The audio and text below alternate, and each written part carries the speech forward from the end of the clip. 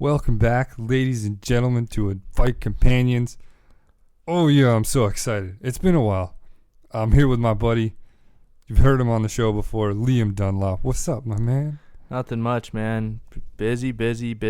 Yeah, this show took a very long layoff from, I don't even remember the last time. I think the last time we did a show was UFC with Rory and with Robbie. me and you, Yep. and then the last show that Fight Companions did was with Ryan, and that was before the David Price start. And now look at him. Fantastic. Loved it. Yeah, man. Blue Jays, the rockin' hard champs. Booyah. This is, by the way, to give you an idea of when we're recording this, it is the very 1st of October. It is a Thursday, bitch. It's awesome. Pumpkin spice. Please don't start. Everything. I like the flavor. I don't. How dare you? I despise the flavor of everything pumpkin spice. But you're white. So I should like it? Is that what you're saying? No? Yeah. Okay.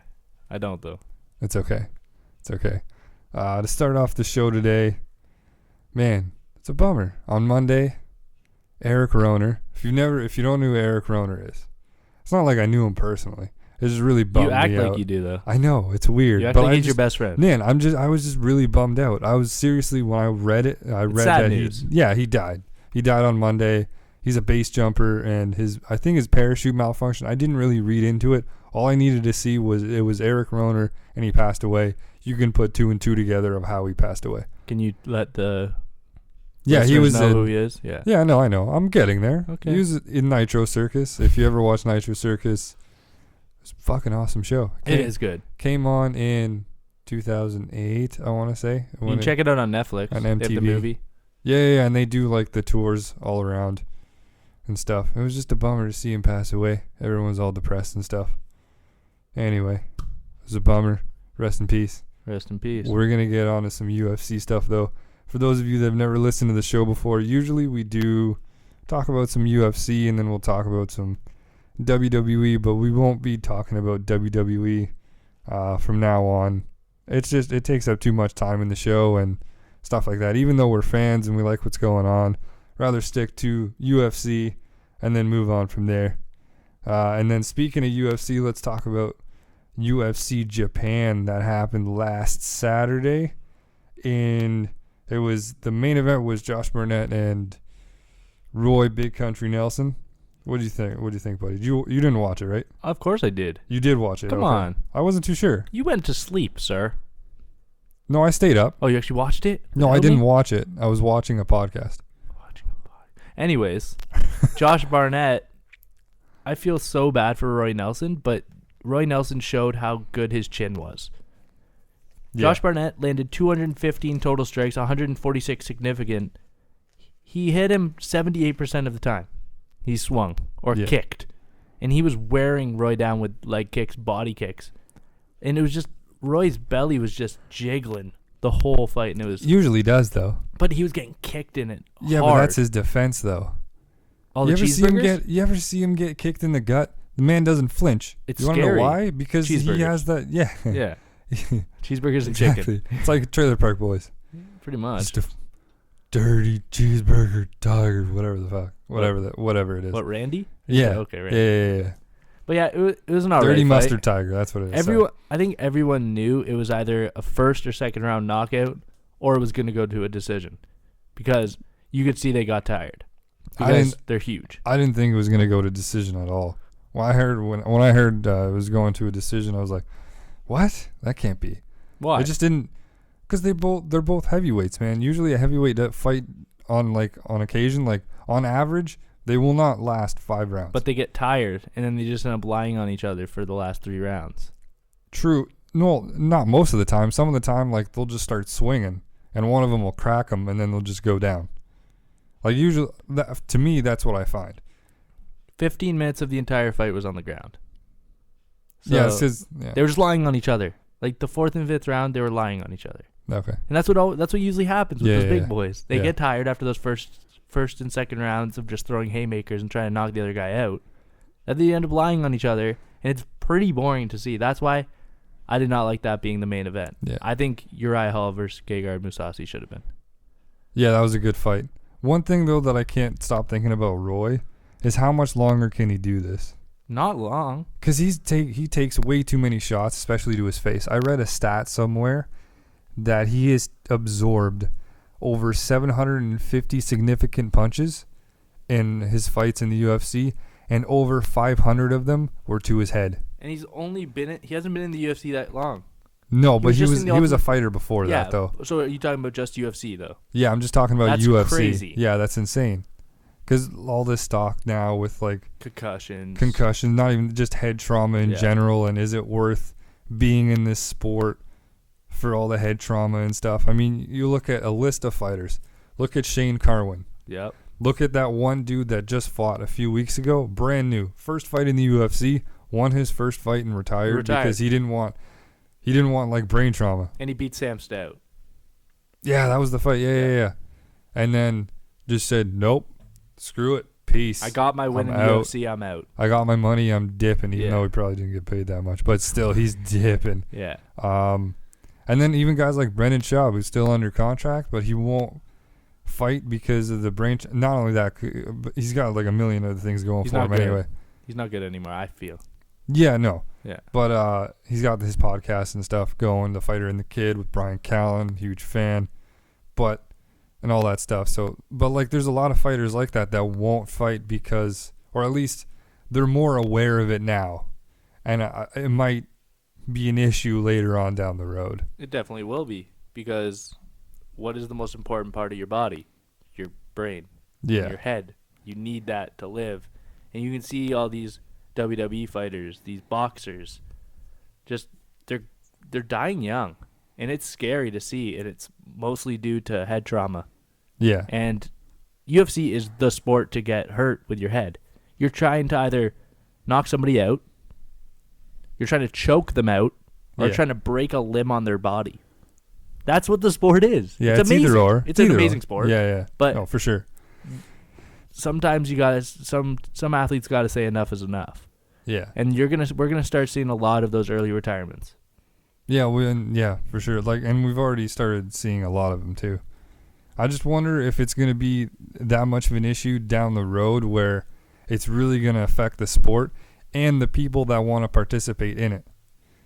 Because there are guys in the gym that like to go to a gym, and I've gone to one before where you go to a gym and you just kind of spar, you kind of like just hit the bag, hit the mitts or whatever. And it's fun to do. Well, you're going to get a lot of dudes and even women.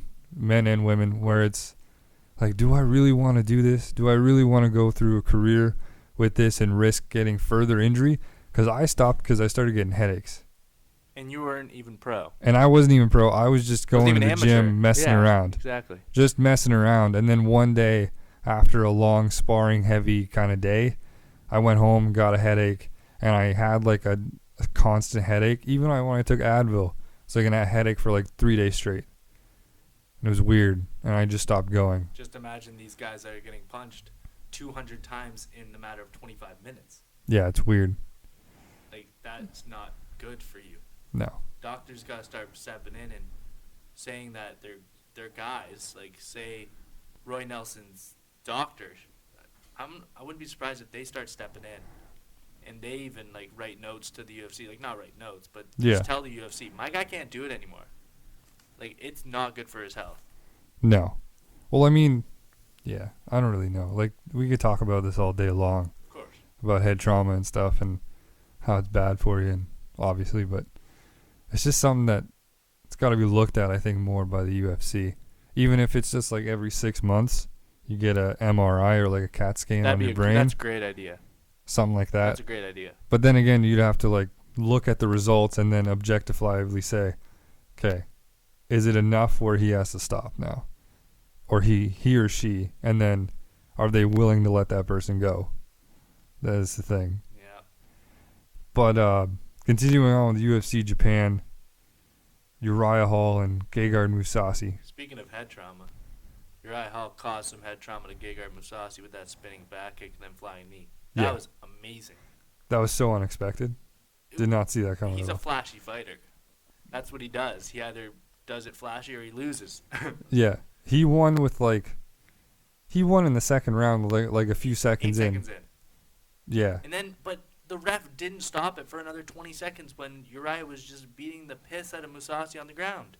Yeah, he just kept going. And the ref was like on top of Uriah, but never fully stopped it until at least 30 seconds into the round. Really? And it was awful to watch. Oh, it was so sad to watch because I'm like, I love Gegard Mousasi. Yeah. I had Gegard Mousasi winning that fight. I think a lot of people did. Why didn't you? Yeah. Like, Uriah Hall was he's a one-hit wonder. He was. Now he's not. He was a late replacement, too, exactly. in the fight, so he wasn't really...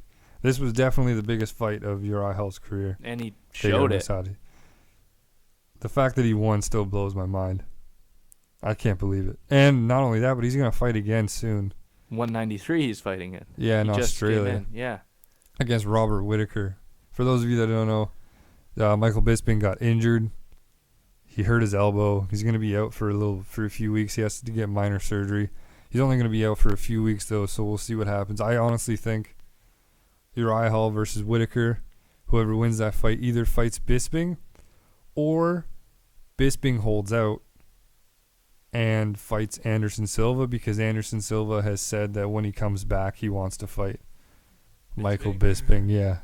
How do you flash from the past, eh? Yeah. Those guys going way back. Like I don't think they've ever fought before, but no, they never fought before. It'd be cool to see. Yeah. Because they're both old men now. Like I got to see Bisping fight at 186. Yeah. Who'd you see? Who did he fight again? Oh man, it was such a bad fight. Like the whole card was just awful to watch. Yeah, I forget who he fought.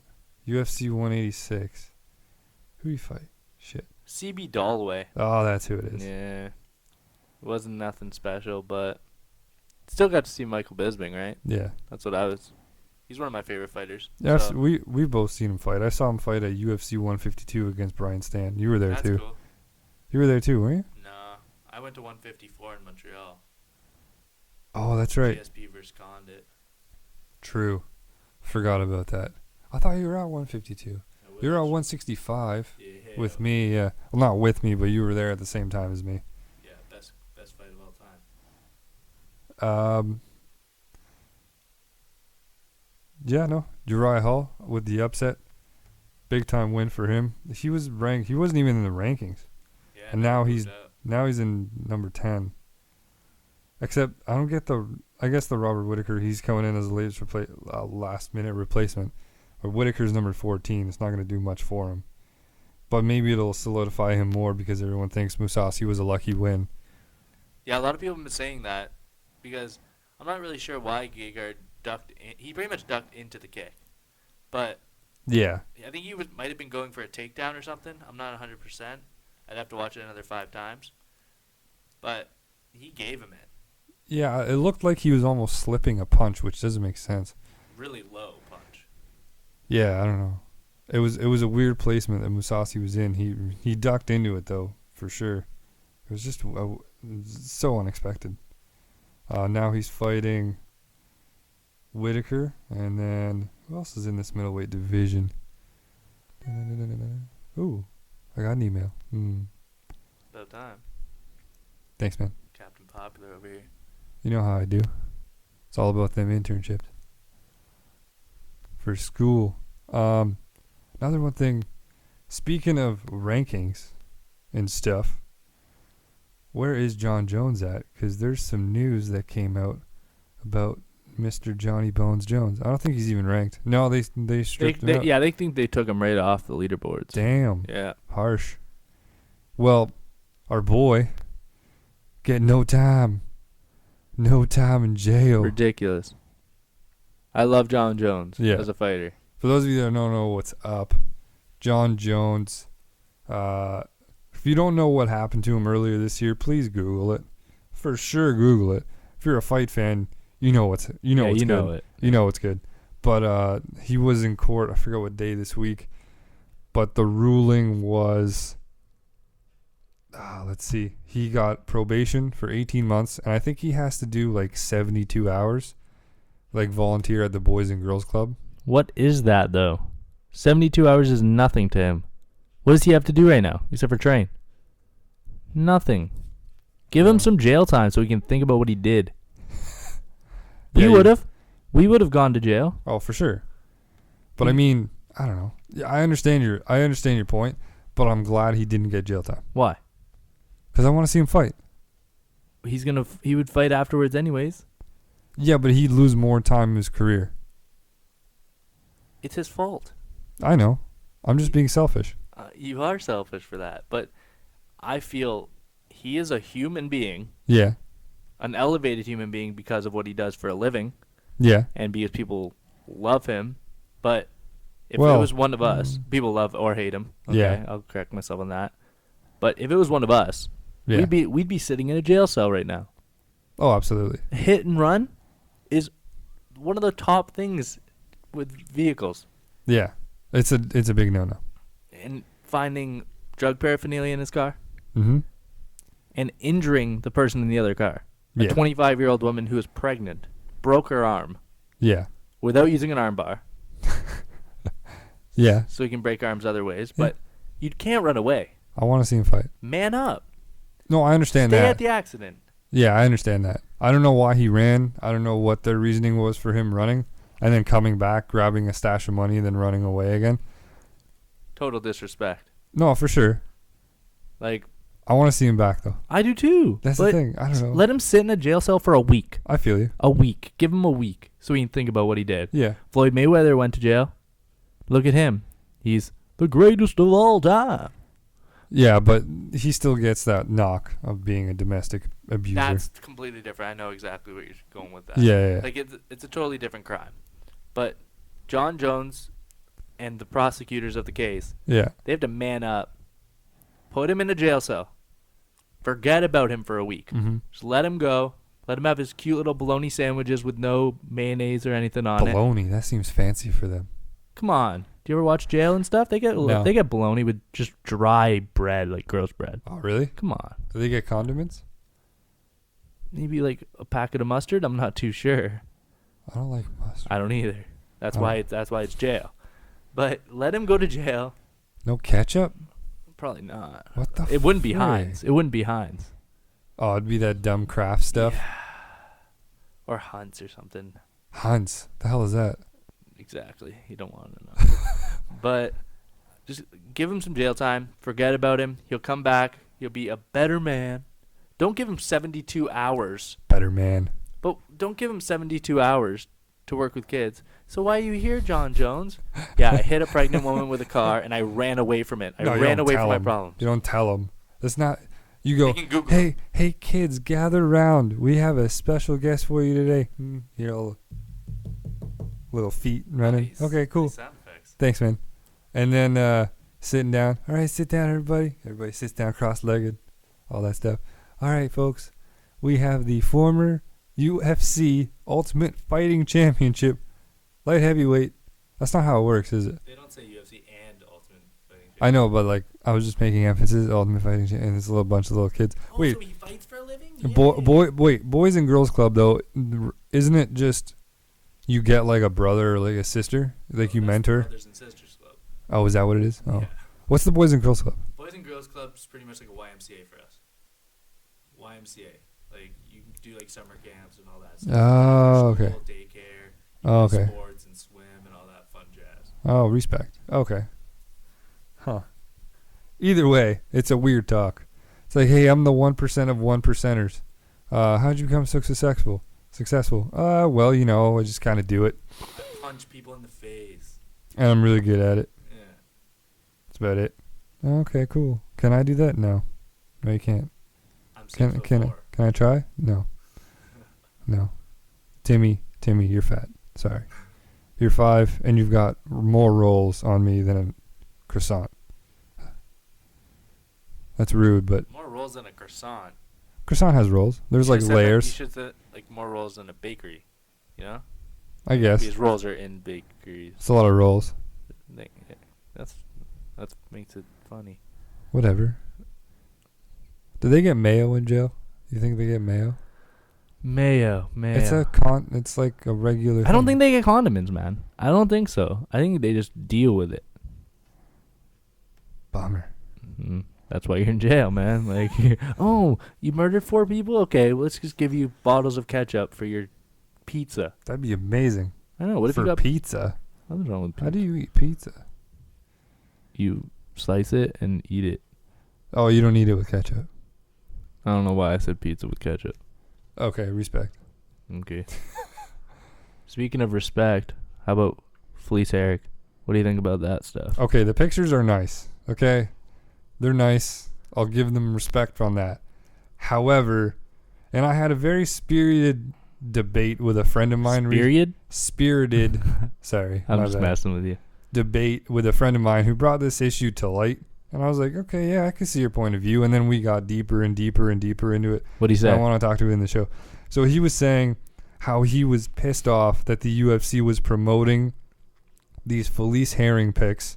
And if you haven't seen them yet, Google Felice Herring Muscle and Fitness magazine, and you'll see these photos. It's pretty much her butt naked, sweaty, on a chair with blue hand wraps and her hiding her half her ass and her boobs and her, frontage in like curtains and stuff. That's pretty much what's going on. And the UFC reposted it and stuff like that. It's Muscle and Fitness. It's a good like plug for your fighter.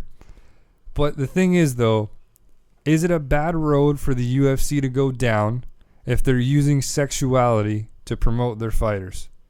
Yeah, they're kind of going down the WWE way. Yeah, that's what he was saying too. Not only in just how they promote them, like the women, because our argument, the way it went down was for women, they usually promote them using sexual orientation, just sex, right? And then for the men, they use the WWE style type of storylines. The more interesting it is, the more that they're going to do that fight, rather than looking at the rankings. Because if you really think about it, the rankings don't mean shit. They really don't. You see like the number 8 guy fighting for the title sometimes. It's like, what? How does that work? Yeah, it all depends on what's more entertaining. Exactly. And we were talking about how, okay, look at the UFC's main women fighters right now. Really think about this for a second. They're mainly, I wouldn't even mention Felice Herring because I didn't even know who she was until these pictures came out. Yeah. Not many people know who Felice Herring is as a fight fan. Well, okay, if you're a fight fan, you know who she is, but you also think she's hot. Yeah. So that's why you know her, essentially. The other ones that I'm thinking of that come to mind right away, Ronda Rousey, dime piece. Miesha Tate, dime piece. Paige Van Zandt, dime piece. Those are your like top 3, and you can't really think of any more. Because of, and they're the ones that are marketed like crazy. Yep. Crazy. And think about it. Is it because they're hot or is it because of their skills? I think for Ronda Rousey, it's because of her skill. I think it's both, man. It's both, but she beats everyone up. But right. I think that's why Miesha Tate's going to get another title fight because she's good to look at. Yeah. But I mean, look at fighters like Holly Holm, Liz Carmouche, Alexis Davis. They don't really get that much recognition by Muscle and Fitness magazine, press, stuff like that. Unless their name is on a card, a big card somewhere with Ronda Rousey, or like just a big card in general, then yeah, they get talked to, but they don't get the royal treatment like a Ronda Rousey, like a Miesha Tate, like a Paige Van Zandt, all this other stuff. And why is that? And be as harsh as you want to be here. Is it because they're not as pretty as Ronda Rousey? Like, Ronda Rousey beat most of those names you talked about. Yeah, but like, okay, let's as pretty as a Paige Van Zandt then. No. But I know exactly where you're going with this. Yeah, that's the thing. That's how the world is nowadays. It's ridiculous. They don't care what's inside. They just care what's on the outside. That's what's always going to be like. Yeah. Like, it's the 21st century. Like, you can look at all these people on TV. You're not going to see an ugly person. And the thing is, Joanna Jędrzejczyk, she's not the most attractive girl. No, but she's a world beater. Yeah. And they don't, not like that, but like, she beats a lot of women. Damn it. Like, in the ring. Whatever, man. I understood. She's fought and beaten the best. I'm just messing. I'm making it worse. Damn it. Anyway, they don't promote her as much as Ronda. Why? Because, yeah, I know exactly where you're going with this. Because Ronda's Gorgeous. And not many people Joanna would say Joanna is that, on a scale to Ronda Rousey. But they're both champions in the UFC. That's what the sucks. thing. That's what the problem is. And even guys too. If you look at guys and who they promote, look at a guy like Conor McGregor. Look at a guy like who's really big right now. That's just massive. It was Anthony Pettis for the longest time, and but look at champions like Demetrius Johnson, Chris Weidman, and I'm not even talking about how pretty they are. I'm talking about, can they talk shit? Conor talks shit. All these other guys can talk shit. The ones that don't are the ones that don't get the press. And honestly, Chris Weidman, Demetrius Johnson, two of the best champions you could have in the UFC, hands down. Period. Yeah, and you don't promote them, and they're quiet like Mouse too. Yeah, Mighty Mouse. But nice. Yeah, it wasn't bad. But yeah, I know what you're saying. The guys that talk a lot of smack, they get all the press. Like the Diaz brothers, they got a lot of press back in the day. Yeah, Chuck Liddell, he used to fight against Randy and stuff back in the day. Rampage, all those guys. Tito Ortiz, it was the guys that could just put on a show before the fight. Yeah, and then put on a show inside the ring. Yeah, exactly. But then now they have these rankings. But is there even a point to have the rankings? Because that's how that's how you're supposed to figure out who's the next number one contender. Yeah. But lately, have they been looking at that? I don't think so. No. Coming up for 192. A good example right now for that is if you look at the heavyweight division. Because if you look at, I guess Cain Velasquez is number one, but he lost to Fabricio Verdum. Yeah. He gets an immediate rematch. Why? Storyline. Who would have gotten however, Andrei Arlovsky and Stipe were right there. Why not give it to those two? Because Cain just lost to Verdum. Sure, you can give him the rematch, but why not give it to Andrei and Stipe? And I understand the argument to give it to Cain and all that stuff because of they're in Mexico and all this shit. But still, you understand my point. Of course. And the thing is, will it ever change? Probably not. No. To be completely honest. It's all about money. Sex sells. Sex sells, man. Everyone knows that nowadays. No one's gonna watch The Price is Right if the Barker Beauties or Drew's, whatever they're called now, are ugly. I'm not trying to be Drew's ignorant. dudes. Oh, you'd like that, eh? Drew's dude. No. I'm just messing with you. But maybe. But I'm not trying to be ignorant to the fact, but everyone knows it. Yeah. It's all about looks, and it sucks. Yeah, I had a point. Fuck. Sorry. I'm trying to think of what I was going to say. Damn. I had a good point while you were going. Anyway, I'm sorry I cut you off. But Drew's dudes got your mind, eh? Yeah, I don't know. As soon as I thought of it, I was like, oh, Drew's dudes. I'll say it. Not that I'm thinking about dudes. But yeah, as we were talking about rankings, there is a fight going on at UFC 192. Oh, you want to talk 192 now? Let's do it. Okay, yeah. This weekend. There's a weird one. Yeah. I'm just going to bring this up quick before you throw it to it. Okay. But the number one rank, Joseph Benavidez, is taking on the number 14, Ali, how do you say it? Bagautinov. What's up with that? First of all, why is 14? Why is Ali Bagautinov at 14? Yeah, he should be way up. He should not be at 14 in my opinion. But why are they fighting? Why is a 1 fighting a 14? And why is it so low in the card? If you really look at the flyweight division right now, it's pretty much because Joseph Benavidez has beaten everyone else. Yep. By the look of it. Then give him a title shot. He's already lost twice, though, to the champ. Come on, give him another one. Because who else is he going to face? Yeah. Especially DJ right now. DJ's got no one. No one's going to touch him. Who's that one up-and-coming kid? Henry Cejudo. He's got to fight. I don't remember when he fights next, but if he wins that, then he's probably the next in line to fight DJ for the title, which could be interesting. He's undefeated. But Demetrius has been looking like a world beater.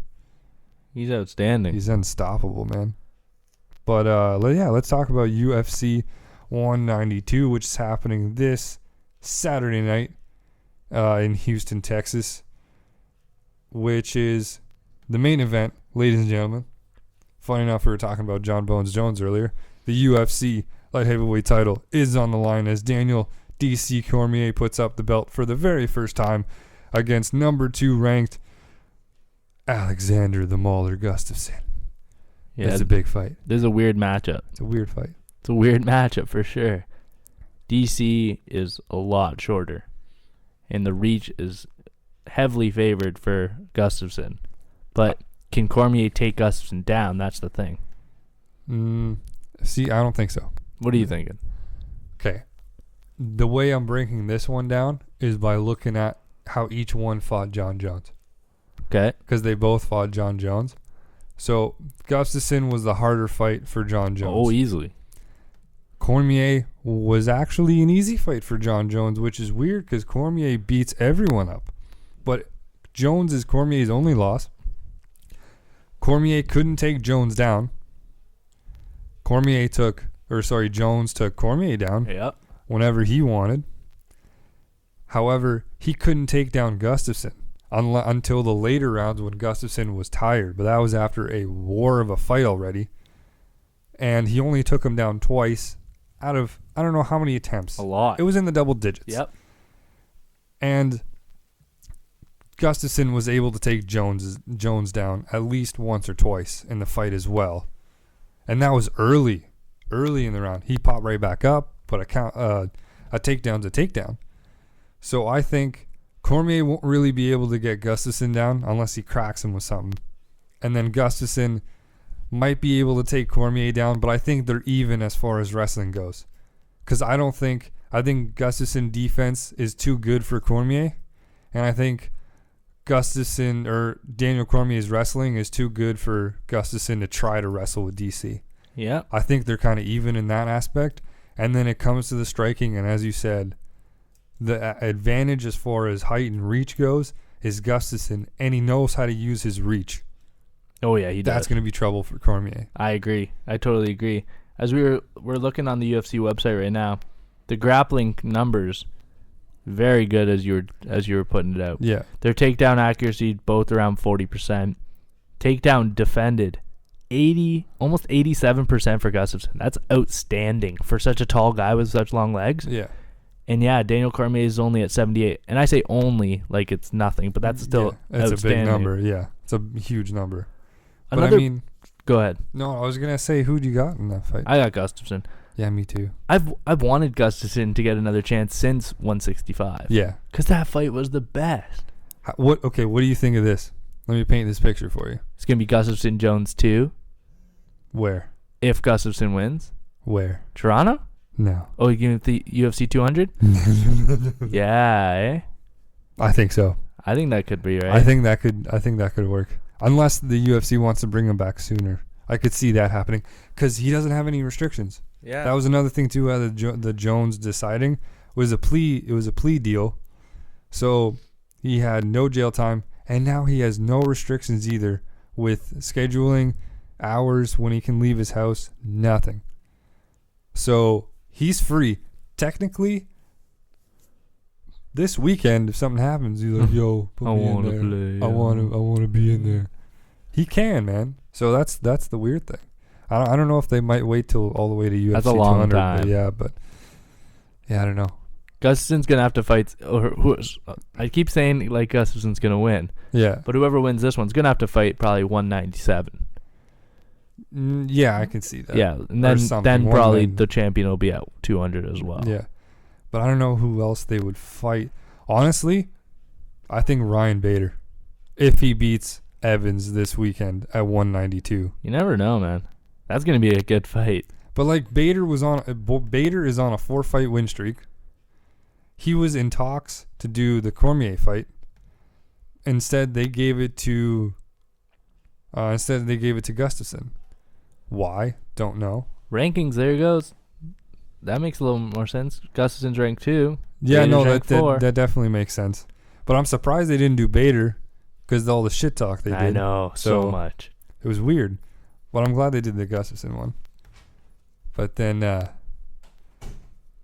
Bader versus Rashad Evans is an interesting one too. I really like it. Yeah, because Rashad's been off for 2 years, eh? It's been a while. It's been a long time. Sugar. When was his last fight? I don't even remember. I think it was, it wasn't Rumble. It was, was Phil Davis? No, definitely not. No. Oh, I like Phil Davis. I do. Yo, Phil Davis, Bellator. He's just going to destroy them. He just destroyed. Chael Sonnen was his last fight, UFC 167 in 2013. Oh, that's right. Knocked That him was a out. bummer for me because I like Chael. Oh, God. Hey, man. Relax. Oh, I'm relaxed. I don't know who wins this fight. I want Bader to win, for sure. I'll take Rashad. I feel like if Ryan wins, he deserves a title shot. If they don't bring Jones in right away for a title shot. I think... You think Rashad? I don't think Rashad. I want Rashad. Oh, okay. I like Rashad better than I like Bader. Because Bader talks a lot of smack, but he can back it up. But Yeah. so can Rashad. I'm surprised there hasn't been that much smack talk between these two going into this fight. Like, as much as commonly expected with these two guys. Yeah, well, Bader doesn't really talk smack. The only time I ever see him talk smack was against Cormier. Which was hilarious. Which was pretty jokes. Yeah. Because it was at a press conference after he won the title. It's like, oh, man, you ain't shit, dog. I was like, whoa, what? Excuse me. Yeah. Rushed the stage. It's pretty funny. Bader, though. My boy. I got Bader. I want Bader to win. Because I think Rashad's getting up there in age. He is. You know, he's getting a little injury prone, I think. So yeah, you always want fighting, like people that will fight. Yeah. Because you know why he was out for 2 years, right? It was the knee injury. They put a cadaver in his knee, but it failed. That's so he had scary. to go back in for another surgery. That's so scary. Yeah. But let's talk about the co-main event real quick. Johnny Big Rig Hendricks versus number 3 ranked Tyrone Woodley. What are you saying? I love them both. So this is going to be a hard one for me to pick. I really respect both their games. Yeah. But Hendricks, he's on and off now. Ever since, I think that GSP decision got in his head. It wrecked him. Yeah. I think. Which is so odd to me. Yeah. That a decision... Because honestly, I agree with you. It hasn't been the same for him since that whole thing with... GSP. Yes, yeah. That fight. It was just so weird because he was knocking people out and beating everybody before that fight, and then after the GSP fight, it just wasn't the same. It was mojo. Yeah, it was weird. His mojo just went downhill. I don't like his coach, by the way. Why not? I don't like his coach. I don't like how he talks in the corner. Okay. If you look at certain fighters and their coaches, more sophisticated, you'll be able to tell the more sophisticated coach to the, come on, man, just the pump up guy. You know what I mean? So like, you see a coach like anyone from Jackson's MMA, see a dude from anything from Demetrius Johnson's camp. They go in the corner, they're telling you sound advice, like decent advice.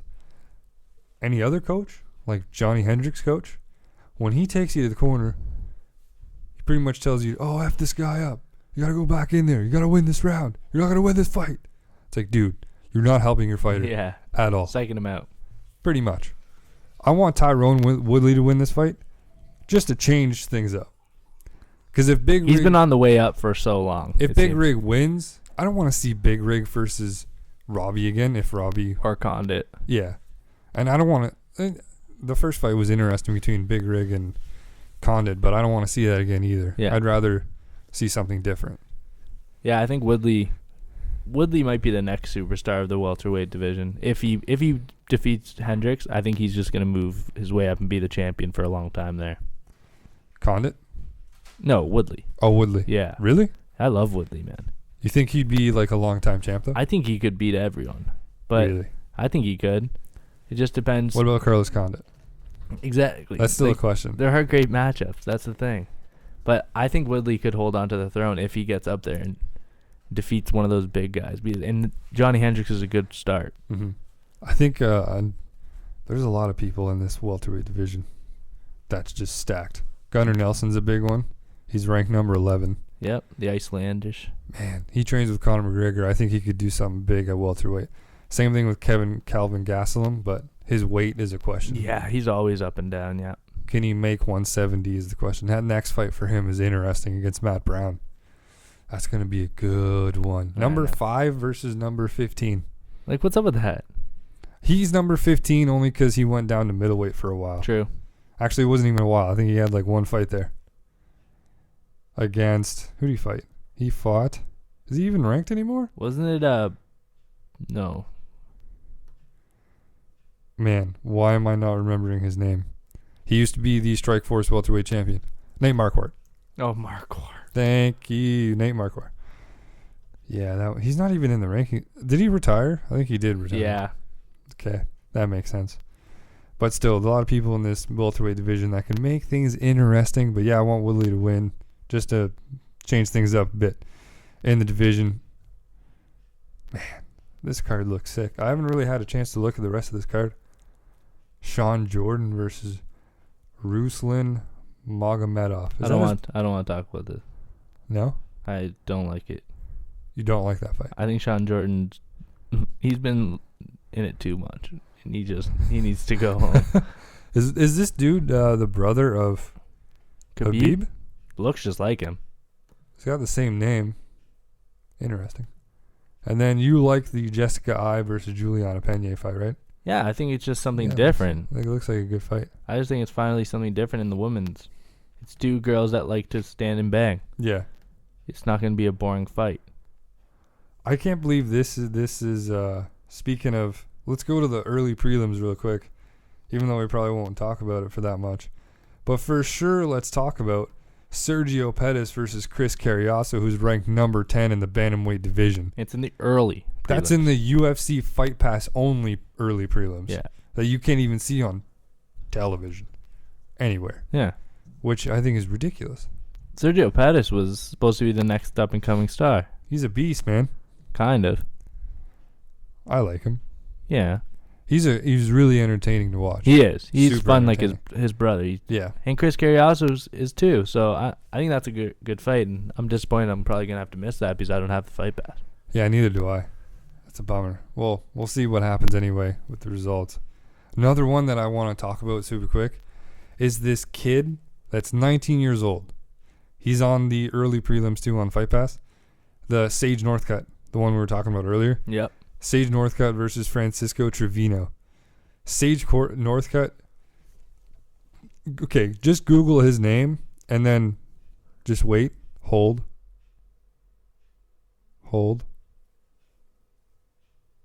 Go to images.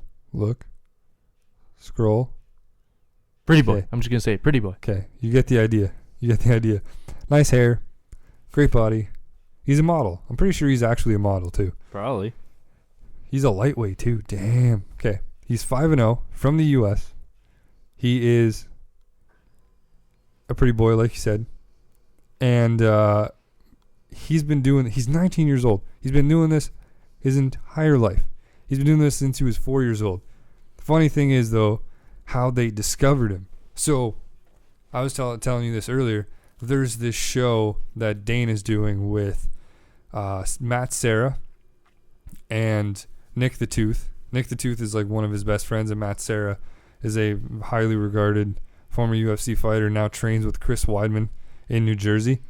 They're pretty much traveling the world in Dana White's private jet, they're going to smaller shows and literally doing scouting to see who would be the next UFC fighter. And the first episode that I watched on YouTube, you go on YouTube and look this up. It's awesome. I'll look up the actual name of it super quick. But they found this kid, and he was on one of those cards. And the funny thing is, they were making fun of him beforehand because they had like this whole list that they were looking at in a restaurant that they were eating at. And they saw this kid, and they were like, oh, man, he's just a pretty boy. There's no way he's actually going to be able to fight. Like, they were just they were burying this kid before they even ever watched him. And I think it's called Looking for a Fight. That's what it's called on YouTube. YouTube that.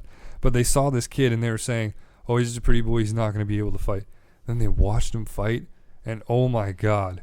He's 5-0, all in the first round, all finishes. Scary. Insane, man. Insane. He's been fighting since 4 years old. I can't wait to see that kid.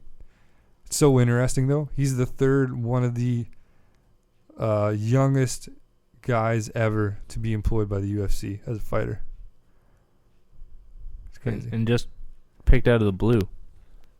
How awesome would that? They just ended up showing up at his fight somewhere. Where was it?